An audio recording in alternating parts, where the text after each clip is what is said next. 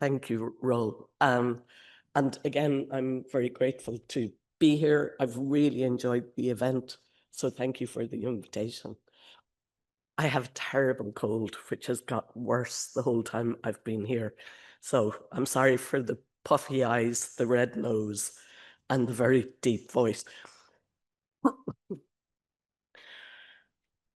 I have so enjoyed this conference, and I would echo what Anna said. The team in CIHEAM are fantastic, as are the team in Bari in Italy, and it's been a real pleasure to have them involved in the project. What's really noticeable, hearing people talk about the situation in Egypt, in Morocco, in Tunisia, is how many of the same similar questions we're actually looking at in grass sealing.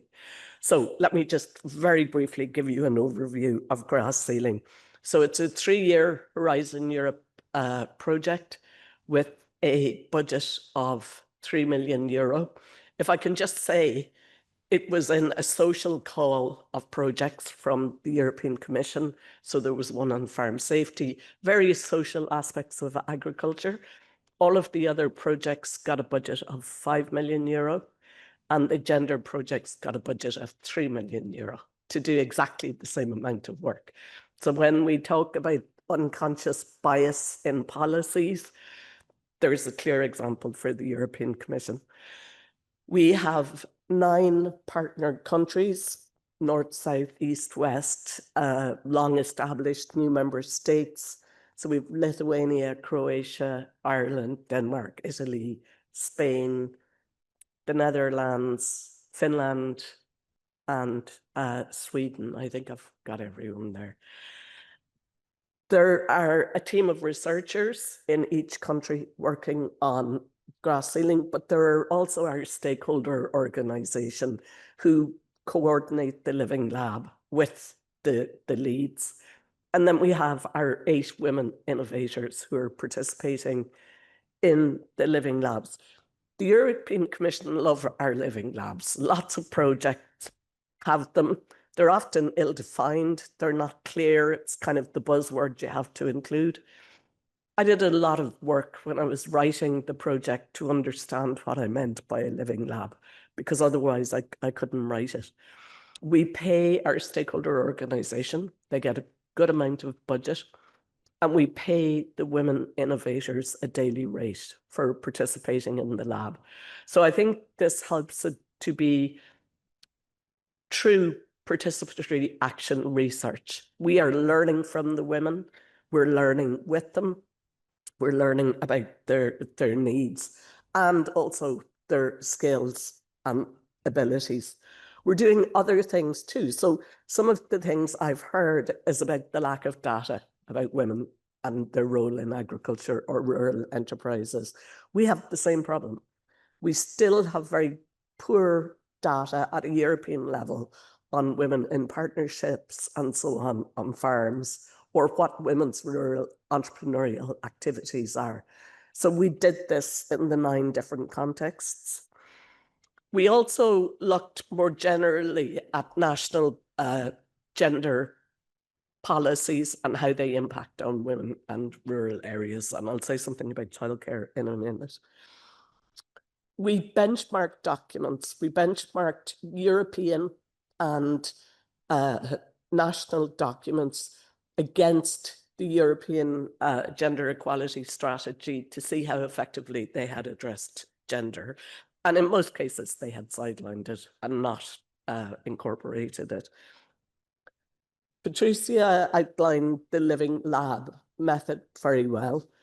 It's happened differently in different countries, and I find that quite interesting.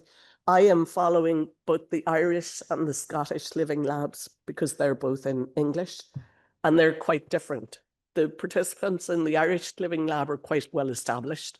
They're the academic lead kind of identified the women, so they're kind of the exceptional women.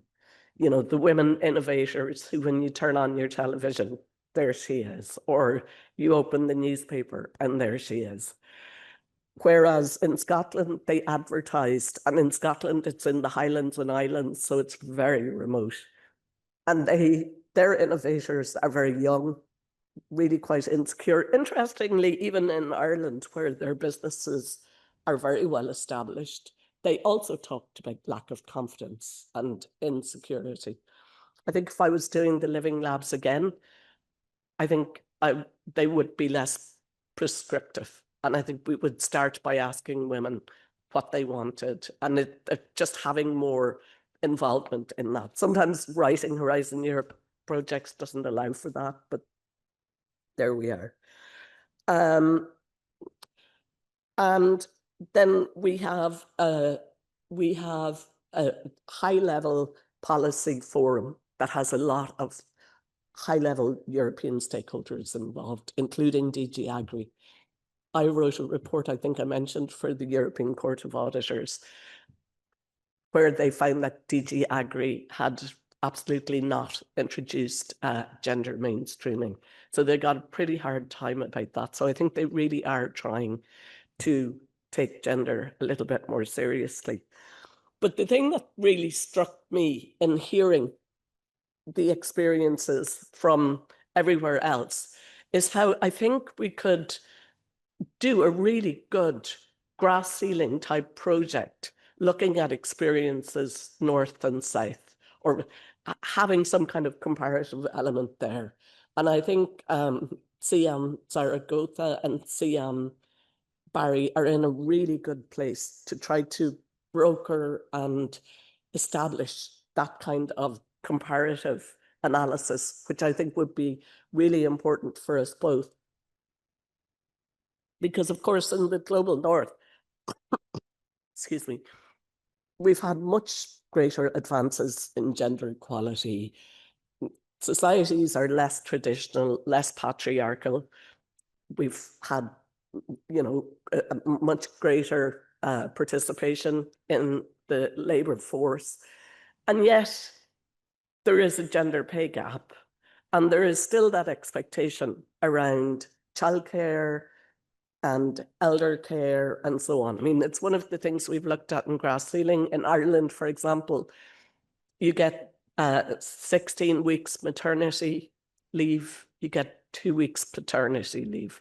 So that's a very classic example of how societal expectations are there, and they're reflected in policies. So despite despite looking like apples and oranges initially, I think there is a lot of really useful comparative analysis we could do, especially when it comes to agriculture and rural areas. We see similar patterns of women not inheriting land, of patrilineal lines of inheritance. We also see that, I mean, you know, you talk about customary law, we talk about gender norms. But having looked at the different legal frameworks across Europe that govern land transfer, and especially Norway, where the eldest child is the legal heir to the farm, which the Norwegian government introduced in 1974 to try to break that difference in land ownership, it has not had a huge impact. It has not had any real significant impact. So we can see that cultural norms are actually much more important there. And in the last session, we heard about social enterprises. We find that too, especially in the labs in remote and rural areas. So for example, in Scotland, which is up in the Highlands, and a lot of the women come from the islands, there is no childcare. There are no community cafes. There often are no libraries, no facilities for older people. And women are coming and organizing this on a voluntary basis.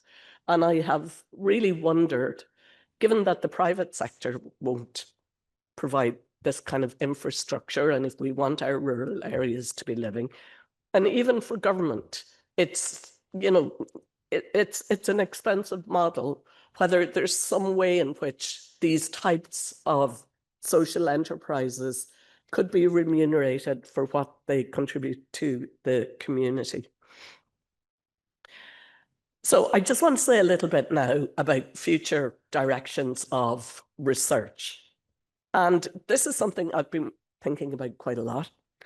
And I want to say something about how I think we need to be looking more at 3 different levels. So we need to look at the micro analysis, the micro level, and I'll explain these more as I go along, the meso or the middle level.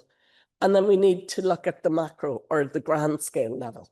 And we need to integrate these because each one has an effect on the other.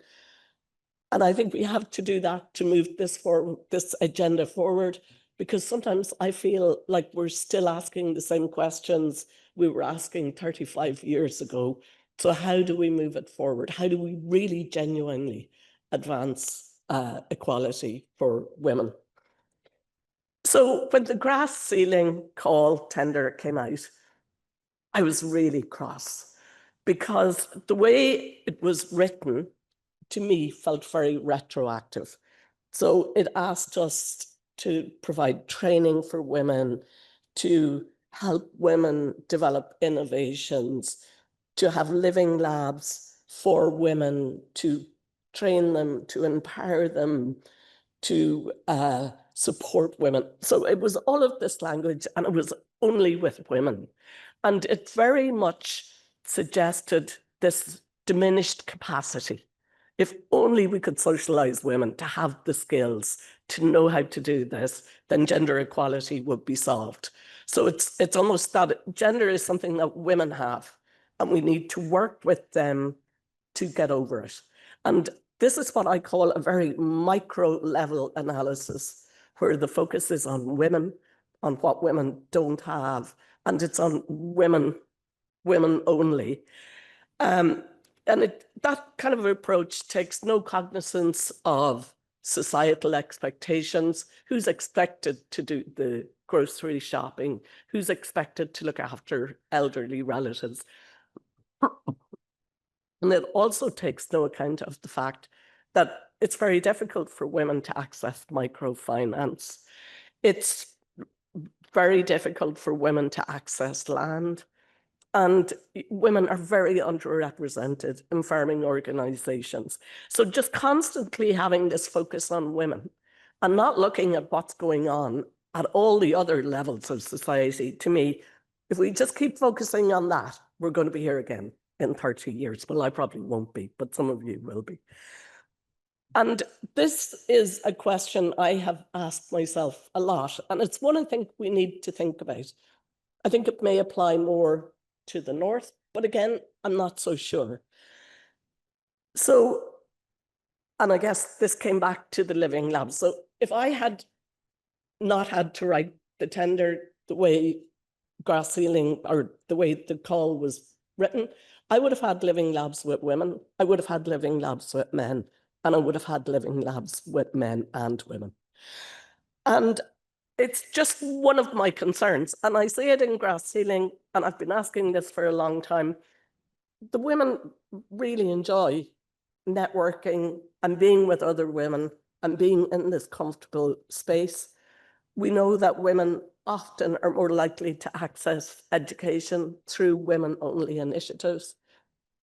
And I worry that it also suggests, and we have women farming organizations, that it's kind of a women's group thing. It's something that women have organized for women. It's over on the fringes, and the mainstream continues, taking no cognizance of this, and without women's groups or organizations being able to influence the mainstream. So, for example, you can look at the Irish Common Agricultural National Plan. And as I've said, I think the European Union has washed its hands of its responsibility to advance gender equality in agriculture in rural areas by just kicking it back to the member states.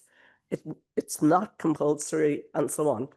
Now, the Irish have introduced a preferential rate for women to access for farm modernization funds, so to improve the quality of your farm. To access this, you must be the herd owner. You must kind of be the registered owner. So that's of no use to most women on farms where 11% of women own farms. Many women work on their farms as in a career way, but do not own the land. Meanwhile, so they have this over there. And then they have a generational renewal kind of scheme that's part of the CAP National Plan. And that's completely gender blind. That doesn't have any quotas for women because the stuff about women is for women and it's over there. So generational renewal or bringing in new young farmers, which is a critical way to change an occupation. And we see a lot of emphasis on that in science, technology, engineering, and mathematics subject. That's just not considered. So that's my concern about a women-only focus. It's on the fringe, and the mainstream stuff just continues. Okay, so that's kind of the micro level, I think, where it just tends to really focus on women.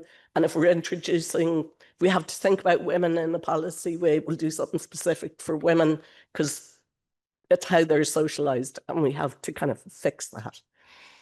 But of course, socialization doesn't only happen at the individual level. It also happens at a group level, at the meso level. Excuse me. So I did a big piece of research for the Scottish government back in 2016. And they, in the call, asked for me to interview women and to do focus groups with women and so on. So when I actually wrote the tender, I said I'd also like to interview and do focus groups with men. And this was just, I learned so much and it was really powerful. So a lot of women will tell me they don't want to participate in farming organizations because they don't feel they're taken seriously. They don't feel welcome.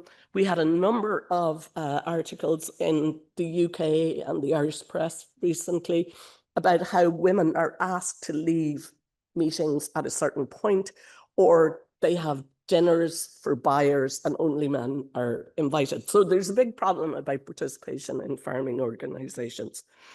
So when I interviewed the men focus groups in Scotland, I asked about this, and I always find it incredible when you're doing a qualitative interview, people have signed a consent form and you have a tape recorder on what they actually say.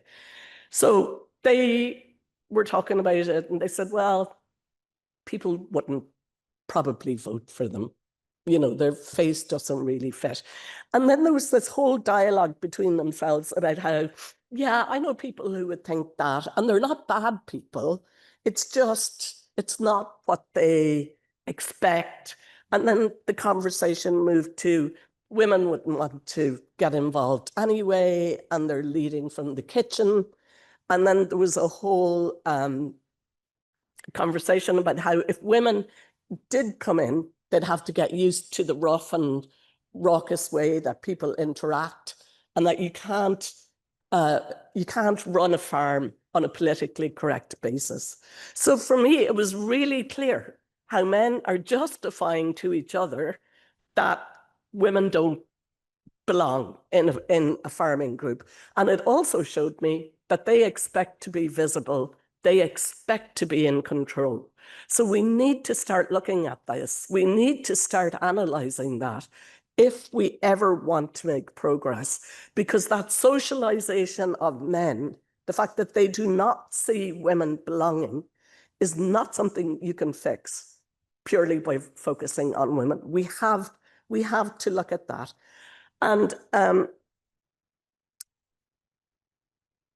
you know, one of the things we're trying to do in grass sealing is we're running what we're calling a paternity award, or an award for a farming organization that is encouraging men to take parental leave. So I just want to say something then about the macro level. So, and that's kind of at the societal or European Union level. So when I when that report I did for the Scottish government was launched, Nicola Sturgeon, who was the Prime Minister, launched it. And when she became Prime Minister, she came into government with a gender equal cabinet.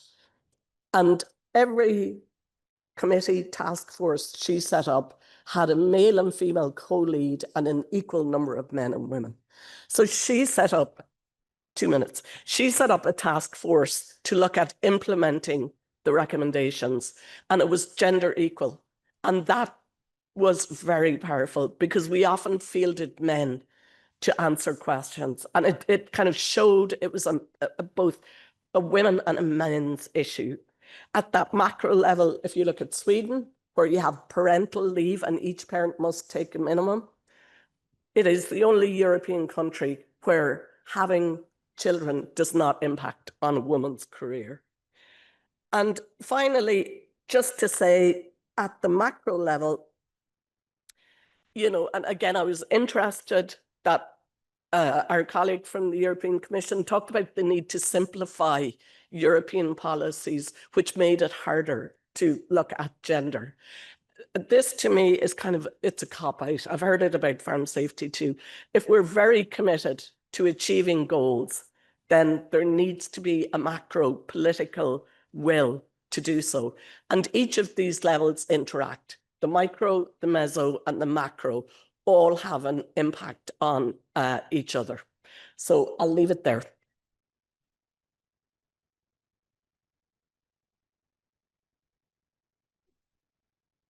Thank you very much, Salim. You have the floor, dear General Secretary. Can I? So, these kind of meetings are like the parties. When you go to a party and you have to leave, you get up, you stay by the door, and you start talking and discussing the things that you did not discuss and talk during the party. So, because there are so many suggestions, comments, indication that you would start again, but we are all tired, and that will be very short. So, at the end of these 2 days of discussions, I really want to express my sincere thanks to all the participants of the symposium, organized under the aegis of CIHEAM Zaragoza in partnership with the colleagues of the Union for the Mediterranean and with the support of the Spanish Agency for International Cooperation and the CIHEAM. And of course, the warmest thanks, I want to join Raul to warm really very much for a warm thank to all the colleagues of CIHEAM. I will not distinguish CIHEAM colleagues who made this memorable event possible today and yesterday. One main point I want to make just to start is the fact that one of the terms of the title of the symposium is innovation. And has been really interesting to see some of the innovative solutions that have been proposed and reported by the colleagues that have been speaking in the 2 days. One example was, I think, the Egyptian colleague mentioning the small wheat balls with the milk that can last for a year. And this is food technology. It's innovation in food technology, but it's completely linked to what has been done in the past. So, innovation is really something that is bottom up. It doesn't need always big infrastructure. It doesn't need, complex situation and tools, but is a bottom up action activity that Patricia, for example, opened up a window, talking about the living labs and the innovation aspect, the open innovation approach, which is mainly based on creative thinking. And this is the role of, I think, institution like us, which has a very strong portion of education, research, cooperation to include and to have moments like these and stimulating creative thinking. And this is one of the reasons when I will mention, when I will talk about the educational programs, the educational plan of CIHEAM. Few comments I will make about the panels and the discussion that we have participated in during the 2 last days, but also the reports, mainly from the reports of the rapporteurs of the various sessions, of course. I'm not very expert and familiar with all this topic, but I understand, I follow, I enjoy hearing and discussing about that. I really hope that all the collection of the reports will be somehow published by as a real conference report. So the rich and diverse intervention we have heard have highlighted the reality as a complex and as complex as encouraging at the same time. Women at the heart of the Mediterranean agriculture and food systems and our food security. Yet they are marginalized, we heard, from public policies, economic circuits, and innovation dynamics. They are not invisible. They are made invisible by a system that must change, and I believe we are all engaged to change it. The symposium allows to identify several structuring orientations that CIHEAM intends to adopt and pursue convincingly in the coming years, in coherence, in agreement with our strategic plan 2030. First, it is about advancing scientific diplomacy in the service of the women empowerment and strengthening the role at all levels by strengthening the bridges between research, public policies, field practices. We will contribute to innovation ecosystem that integrate a gender perspective. We need to invest in more flexible, concrete, and territorially connected educational pathways and vocational training, micro-certification, knowledge incubators, and partnership with the universities that enable the talents and the skills of rural women and young female graduates to be revealed and deployed. The role and the position of CIAM is to scale up the ideas, the innovations, and the several thoughts generated by this community in practical actions on the field through our educational research and innovation and cooperation programs. I would like to spend a word about the CIAM educational model, dear friend, Professor Raúl Compés. Our approach recently is really going to make the exercise to change the classical educational paradigm. So it's transfer of information, transfer of knowledge, towards an innovative, again, approach. So all the stakeholders participating in co-planning and co-deciding the course programs. We have large space of the program to project work to be performed into the field, into the class, into the laboratories, into the company system. The involvement of the private business, encouraging individual or team entrepreneurship. And Yasmin was mentioning today about the Innovation Award of CIAM, which has been done this year for the first time together with UFM, Unimed, BusinessMed, a number of other organizations to enlarge also the platform to have more people involved. And again, many of the participants were, most of them were young women, a group of women, and it's been really a pleasure to see all this creativity coming up in our action. So we should help to bridge the gap between the acquired skilled and the real opportunities. We must better articulate our support mechanism with labor market developments while also working on leadership and negotiation. The CIAM Innovation Award did not only produce a winner, but we also, together with the first award, we awarded two other persons, because we offered a master course for 1 year, and we also offer full board, and also we offer a training period in an enterprise. So with a strong connection with a stakeholder, which was following our program. Practical engagement. We will operate from tomorrow together with our institutes and colleagues through the exercise of setting up additional modules in some or all of our master program. We have more than 20 master programs at CIAM, and we can really offer individual single module of this topic, of these ideas and items to be inserted transversally in all the master programs, independently on the objective, the target of the program, but also in conjunction with some of the ideas that we drive there. We also wish to better support our Mediterranean female students so they can deploy the full professional potential, particularly with regard to the challenges of work-life balance. Young women need inspiring and supportive female role models to project themselves, and I'm convinced that the CIAM alumni network can serve this cause. So we will, make the exercise to involve the platform with thousands and thousands of contacts that we have in this action. As an actor in dialogue and cooperation in Mediterranean, we must also contribute to accelerate the integration of gender into agriculture and rural development policies, notably by supporting existing guidelines on gender equality, promoting transformative approaches, and supporting women in local and sectorial governance. To this end, we need to strengthen multilateral and interinstitutional alliances, as we are doing. The successes of FAO, OECD, European Union, UFM, and our national partners in promoting women-led innovation and entrepreneurship in Mediterranean agri-food system show that this is the time to better coordinate programs and move beyond the project-based logic to embed our action in a long-term vision. So today we are launching a call for a collective action. May the Mediterranean become a living laboratory of collective intelligence with a novel rule of feminism, nurtured by cooperation, by the listen of the territories, and impacting on agriculture and food policies. Of course, we respond positively, and we are ready for the call celebrating the International Year of Rural Women next year, 2026, which will be an opportunity to highlight the prominent place of rural women in global agri-food systems and to commit to addressing the problem they face. CIHEAM reaffirms its commitment to support women so that they can participate unhindered in the green, blue, and digital transitions in Mediterranean agriculture and food system, making it a central pillar of its strategic priorities. Thank you very much.